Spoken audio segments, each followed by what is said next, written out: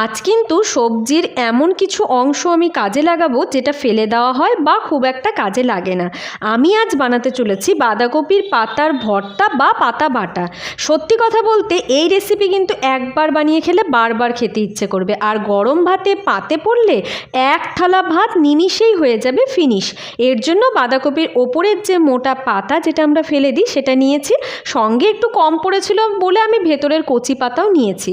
এবারে মাঝের সেই মোটা শির যেটা রয়েছে পাতার মধ্যে সেটা কেটে ফেলে দিলাম, আর সাইডের পাতাগুলোকে ছোট ছোট কুচি কুচি করে কেটে পরিষ্কার করে রসুন এবং কাঁচা লঙ্কা দিয়ে মিক্সিতে একটা পেস্ট তৈরি করে নিয়েছি।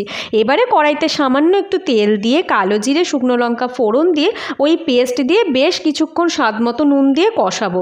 যখন জলটা শুকিয়ে যাবে, একদম এরকম আঠালো হয়ে যাবে, তখন সামান্য একটু চিনি দিয়ে নামিয়ে নেব। সত্যি বলতে দুর্দান্ত স্বাদের এই রেসিপি, সবাই একবার ট্রাই করো, আর ভালো লাগলে চ্যানেলকে সাবস্ক্রাইব করে সঙ্গে